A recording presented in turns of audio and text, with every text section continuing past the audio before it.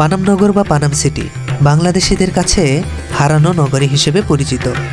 ঢাকার পার্শ্ববর্তী নারায়ণগঞ্জ জেলার সোনারগাঁও থানায় এটি অবস্থিত। একসময় যে নগরী ছিল ব্যবসা বাণিজ্যের প্রাণকেন্দ্র, আজ তা দাঁড়িয়ে আছে ইতিহাসের স্মৃতি হয়ে। চলুন ঘুরে দেখি শত বছরের পুরনো সেই ঐতিহ্যবাহী পানাম নগর। আজ আমি ঘুরে দেখলাম বাংলাদেশের ঐতিহাসিক স্থান পানাম নগর, যা 400 থেকে 500 বছর আগের সভ্যতার চিহ্ন। এখনও সেই পুরনো দালানগুলো ইতিহাসের গল্প বলে যায়।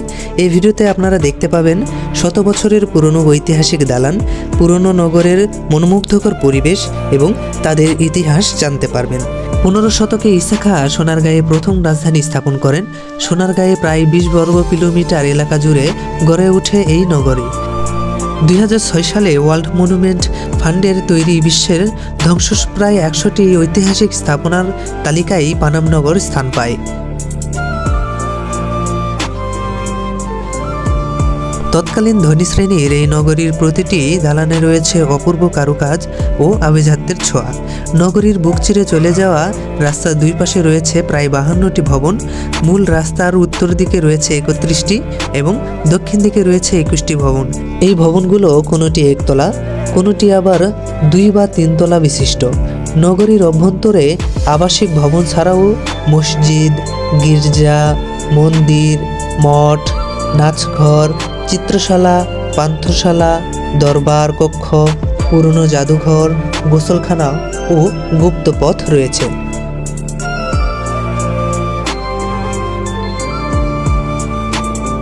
এই পানাম নগরীতে প্রবেশ করলে সতর্কতা অবলম্বন করতে হবে। ভবনগুলো অনেক বছরের পুরনো, তাই সেগুলো এখন বেশ ঝুঁকিপূর্ণ। সেজন্য নির্দেশনা অমান্য করে কোনো ভবনের উপরে ওঠা যাবে না। সারি সারি পুরনো বাড়ি, যার প্রতিটি দেয়ালে লুকিয়ে আছে বহু বছরের ইতিহাস। এই জায়গাটা ফটোগ্রাফি ও ভিডিও করার জন্য খুবই জনপ্রিয়।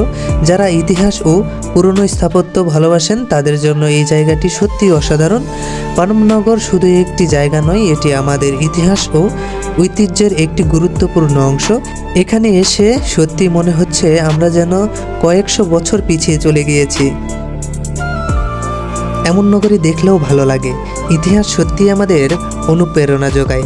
এমন সভ্যতাও আমাদের জমিনে ছিল, ভাবলেও গায়ে কাঁটা দিয়ে ওঠে। তবে আসসালামু আলাইকুম। এতটা সময় ধরে আপনাদের সাথে ছিলাম আমি মোহাম্মদ আলমগীর রতন। যদি ভিডিওটি ভালো লেগে থাকে তাহলে Alamgir Ratan official Facebook page এবং ইউটিউব চ্যানেলটি সাবস্ক্রাইব করে পাশে থাকতে পারেন। আর ভিডিওটি কেমন লেগেছে অবশ্যই কিন্তু কমেন্ট বক্সে জানাতে ভুলবেন না। তবে আজকের ভিডিওটি এই পর্যন্তই। দেখা হচ্ছে পরবর্তী কোনো নতুন ভিডিওতে। সকলে সুস্বাস্থ্য কামনা করে আজকের ভিডিওটি এখানে সমাপ্ত করতে যাচ্ছি। আল্লাহ হাফিজ।